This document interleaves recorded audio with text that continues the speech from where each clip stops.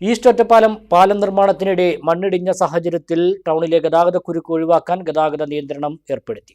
നിയന്ത്രണത്തിന്റെ ഭാഗമായി ഭാരവാഹനങ്ങളും ഒറ്റപ്പാലം ടൗണിൽ പോകേണ്ടതില്ലാത്ത മറ്റു വാഹനങ്ങളും വാണിയംകുളം, കോതകുരിശി, ലക്കിടി, മംഗലം വഴി തിരിച്ചുവിടാൻ ട്രാഫിക് റെഗുലേറ്ററി കമ്മിറ്റി യോഗത്തിൽ തീരുമാനമായി.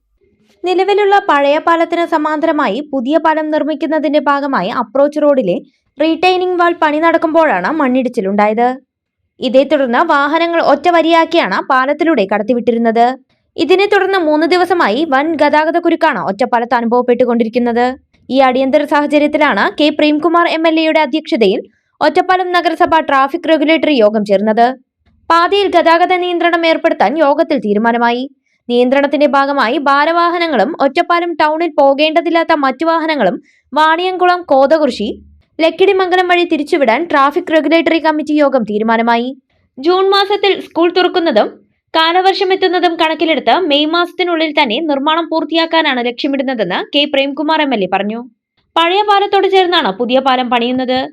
ഇവ തമ്മിൽ 20-25 സെന്റിമീറ്റർ മാത്രമാണ് അകലമുള്ളത് എന്നത് നിർമ്മാണത്തിൽ വലിയ വെല്ലുവിളിയാണെങ്കിലും മെയ് 20ഓടെ പ്രധാന സ്ലാബുകളുടെ കോൺക്രീറ്റ് ഉൾപ്പെടെയുള്ള ജോലികൾ തീർക്കാൻ സാധിക്കുമെന്നാണ് പ്രതീക്ഷയെന്നും കെ പ്രേംകുമാർ MLA പറഞ്ഞു. സ്വാഭാവികമായും ഫില്ല് ചെയ്ത മണ്ണായതുകൊണ്ട് മണ്ണ് നന്നായി ഇടിഞ്ഞാൽ ഒരു പക്ഷേ നമുക്ക് ഗതാഗതം പൂർണ്ണമായും ക്ലോസ് ചെയ്യേണ്ടതായും വരുന്ന സാഹചര്യം ഉണ്ടാകുമെന്നാണ് എഞ്ചിനീയറിംഗ് അറിയിച്ചിട്ടുള്ളത്. അങ്ങനെ വരുമ്പോൾ ഒരു 15 ദിവസം സമയം നമുക്ക് അതിന് വേണ്ടി വരും.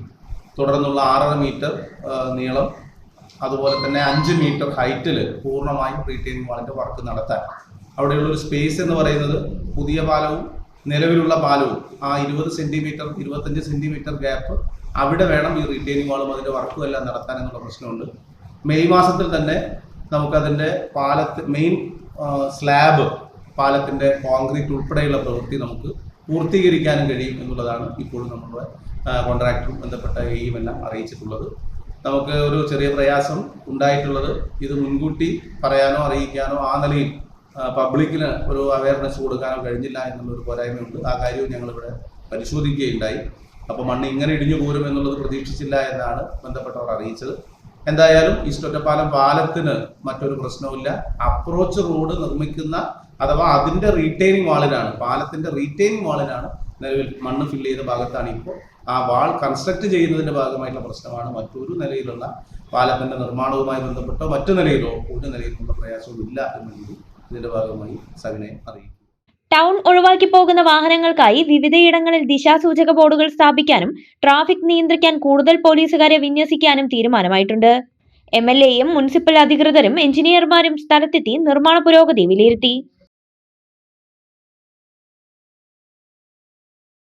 സ്നേഹത്തിന്റെ ഏറ്റവും മനോഹരമായ തുടക്കത്തിന് സ്വർണത്തിന്റെ ശോഭയിൽ മെയ് 14 മുതൽ 17 വരെ മലബാർ ഗോൾഡ് ആൻഡ് ഡയമണ്ട്സ് ഒരുക്കുന്ന ബ്രൈഡൽ ജ്വല്ലറി ഷോ.